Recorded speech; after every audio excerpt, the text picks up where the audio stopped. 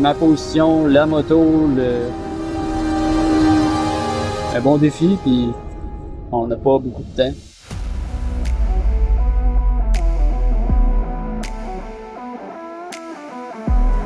Et voilà. Et voilà. Tout le matériel est en place.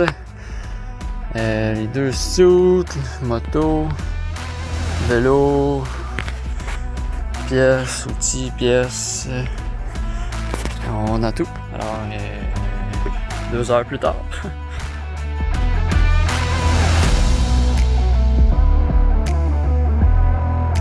Bon, voilà. Première galère, comme ils disent les Français, sur le bord de la route. On a oublié de brancher les lumières du trailer et du campeur.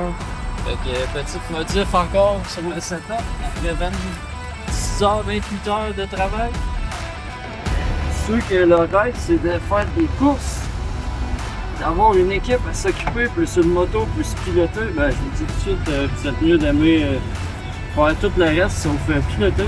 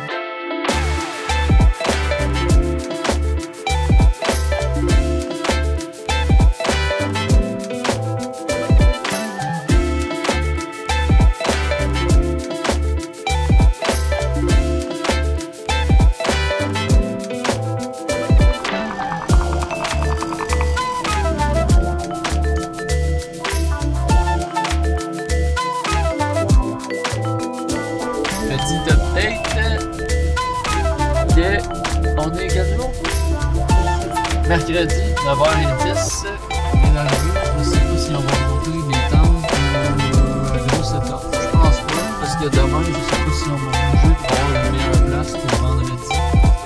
Étant donné que demain, c'est fait qu'on vient d'arriver à Beausport. On vient de finir la route de midi à 9h environ. Ça a bien été, pas de flag, pas de bruit mécanique. On se prépare pour le track day de demain. Bon matin, on est jeudi matin. On vient de se réveiller, il est quoi, 7h? On a l'inspection de la moto à aller faire, les enregistrements avant, parce qu'hier on est arrivé trop tard, évidemment.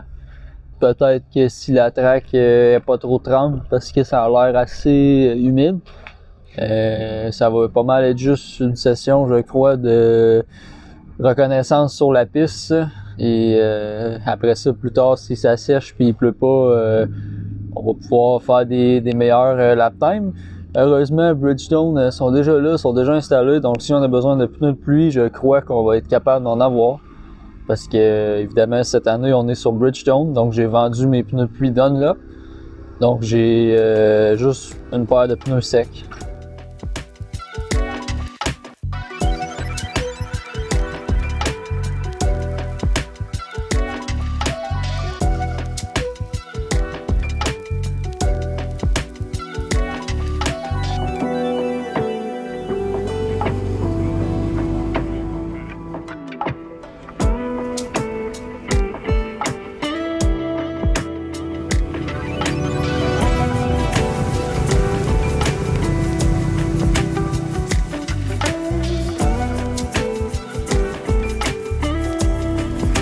Ça va quand même bien sur l'horaire. On est inscrit, le tech qui est fait, le soleil sort. Il reste à déjeuner, mettre les tire warmers, partir la gênée que j'étais en train de gazer tantôt, puis après ça, le rider meeting est à 8h45 et on devrait être prêt.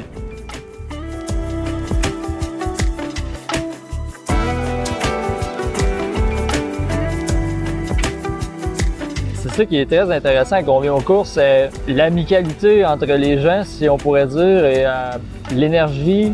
Je viens de croiser Matt Simpson, Sébastien Tremblay, Martin Perrault qui est venu nous parler. Et puis, je sais pas, c'est comme si on connaissait ces gens-là depuis toujours, qu'on cohabitait avec eux. On se parle, on a vendu telle moto, on a fait tel track day. On travaille tranquillement sur nos affaires, puis d'un coup, on se met à jaser avec un, avec l'autre, et puis on oublie complètement l'horaire, où on est où. Et c'est vraiment la partie humaine, le fun de venir aux courses. C'est comme la même petite famille qu'on croise tout le temps.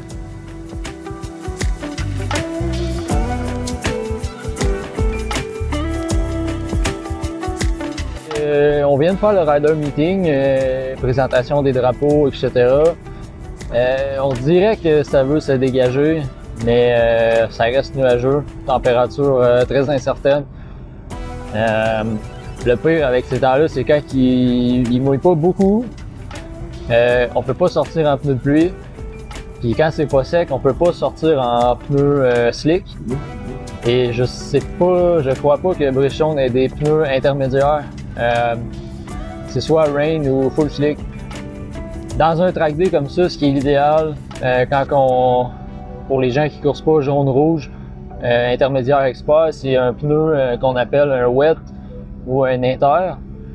Si l'asphalte est un petit peu trempe, mais qu'on est capable de gagner en température un peu, c'est le pneu idéal, mais c'est pas un pneu qui s'offre à nous aujourd'hui. Donc pour l'instant, on est sur les tires Hammer. On devrait faire une ou deux sessions en sec.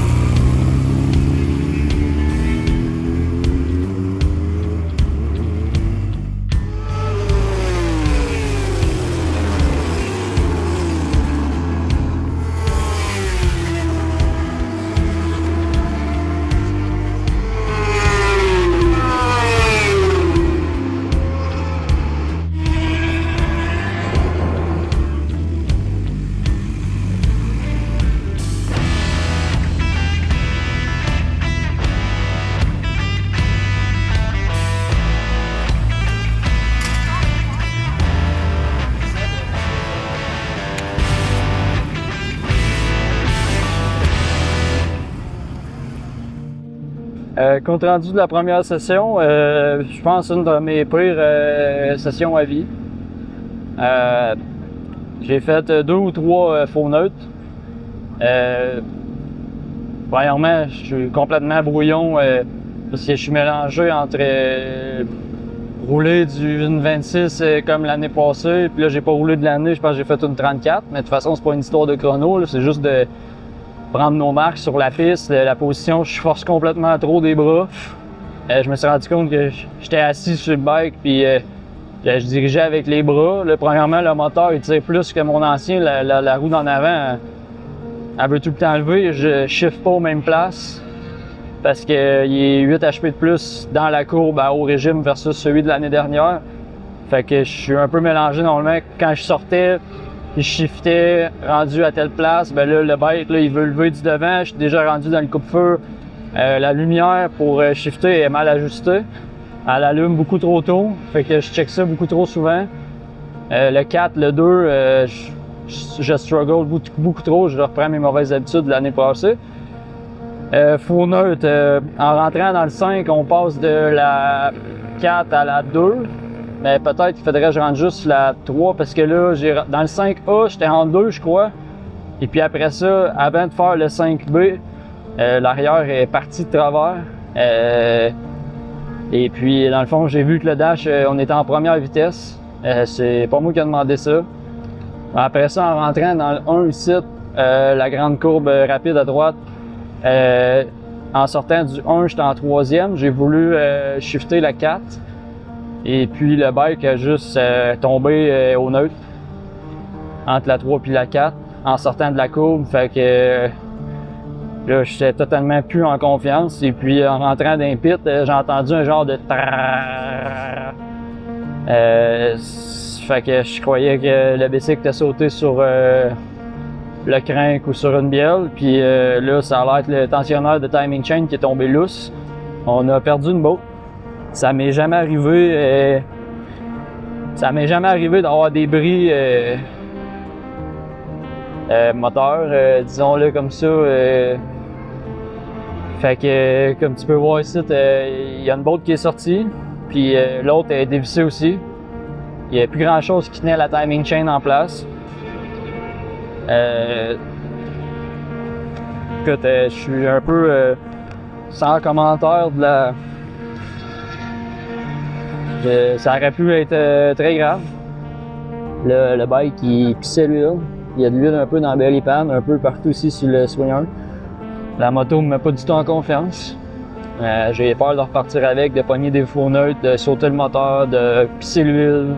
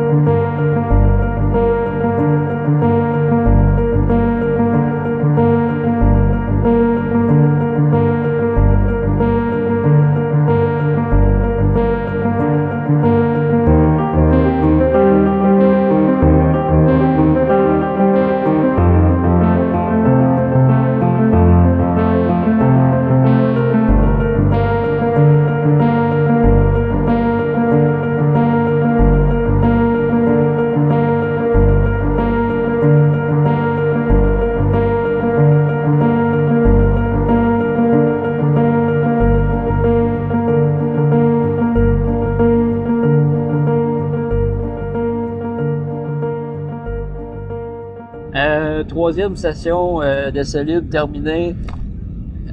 Ça va bien, ça va mieux que ça allait.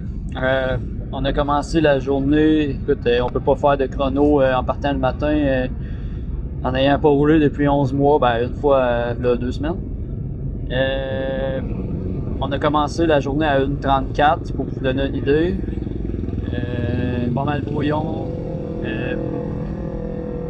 Un bris mécanique avec le tensionneur de chaîne. On a fixé ça, on est retourné en piste. Là, j'étais pas mal plus à l'aise, moins brouillon, c'était plus smooth. On a fait 1:30, mais le moteur a comme 8 HP de plus que celui de l'an dernier au régime dans la courbe. Et 3-4 HP partout dans la courbe et comme 8 HP de plus à la fin. Puis en plus, il monte plus haut en régime. Fait que le ratio de sprocket marchait pas. Celui de l'année passée, le bicycle était trop piqué en deuxième, à l'épingle, en troisième dans le 1. La moto révolutionnait trop, la 4 c'était pas bon. Fait que entre la deuxième et la troisième session, on a mis un 42 à l'arrière au lieu d'un 43 pour allonger les rapports un peu. Et puis on est retourné en piste. On a descendu à 1,28. Le feeling sur le bike côté RPM est vraiment meilleur. Faut encore que je travaille énormément ma position. J'ai presque passé au travers de mon slider de pied côté droit. Et puis c'est bon, ça va bien, mais le feeling est quand même assez étrange de se faire dépasser comme 4 à 5 fois par là. J'ai essayé de m'accrocher avec Matt Simpson. Je vois que je pourrais m'accrocher, mais je suis trop imparfait un petit peu à chaque coin.